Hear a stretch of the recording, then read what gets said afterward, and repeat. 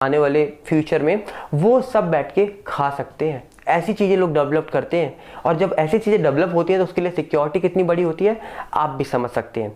तो ये सारे सवाल हैं मेरे, बहुत गंभीर सवाल हैं। इसी को देखते हुए जब 14 जून को ये सब हुआ तो वह एम्बुलेंस का 2 आना भी सवालों के घेरे में है, और जिस तरीके से उनके शरीर की पोजीशन चेंज होना वो भी सवालों के घेरे में है कि पहले जाते हैं तो सीधे होते हैं, फिर टेढ़े हो जाते हैं, फिर सीधे हो जाते हैं। इन सबको देखते हुए बहुत सारे सवाल सबके मन में क्रिएट होते हैं।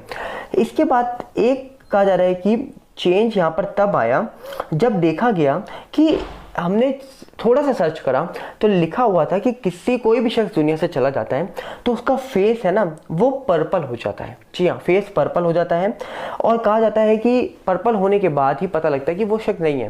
पर 14 जून को जब फोटो देखी गई तो कहीं भी नहीं लग रहा था कि उनका फेस पर्पल है। ऐसा फोटो के माध्यम से बोल रहा हूँ मैं, और ऐसा खुद लिखा हुआ है, साइंस में चीज़ बताई जाती है। साथ ही साथ आपको बता दिया जाए, आज मैंने सर्च ये भी किया कि कोई भी शख्स दुनिया से चला जाए तो उसको पसीना आएगा अगर गर्मी है वहाँ तो मैंने चेक करा जूहू का टेम्परेचर 14 जून का बताया जाता है कि एवरेज टेम्परेचर 26 डिग्री सेल्सियस था, और कहा जाता है मैक्सिमम वो जा रहा था 32 डिग्री सेल्सियस की वजह तक।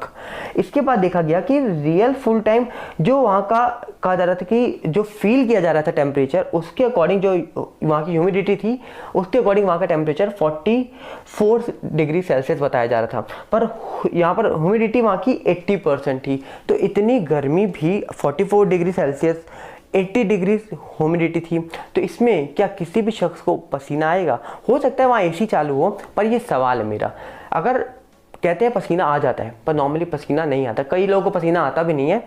पर जिस तरीके से आप सोचिए, जिस तरीके से उनके घर के नौकर की थ्योरी आती है कि 12:30 बजे या 12 बजे के आसपास हमने उनको उतारा, 1:30 बजे के आसपास वो खबर न्यूज़ में आती है, तो 1.5 घंटे तक उनको पसीना ही नहीं आया। 1.5 घंटे तक पसीना आया ही नहीं उनको।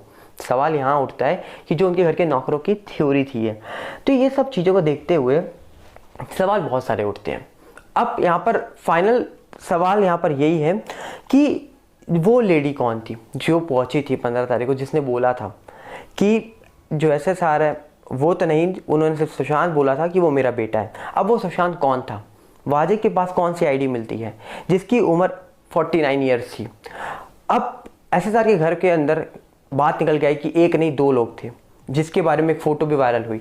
और आप ये सोच रहे होंगे कि उनके घर में तो उनकी सिस्टर पहुंची थी तो उन्होंने नहीं देखा।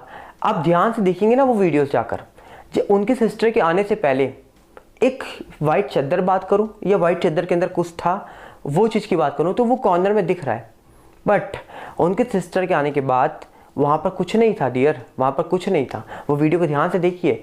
मतलब क्या समझा जाए कि उनके सिस्टर के आने से पहले ही अगर वो वाइट चादर के अंदर कुछ भी था तो उसको पहले ही मिलाकर एक ही बेड में रख दिया गया था या गायब कर दिया गया था।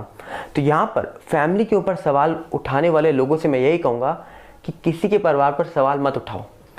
अब इन सब को देखते हुए मैं सिर्फ इतना कहूँगा, अगर SSR हमारे साथ है दुनिया में तो ये बहुत ही अच्छी खबर है सबके लिए।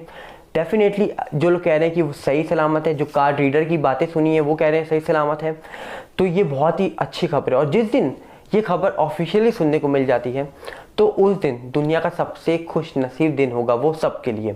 पर आज ये चीज़ें जो मैंने नोटिस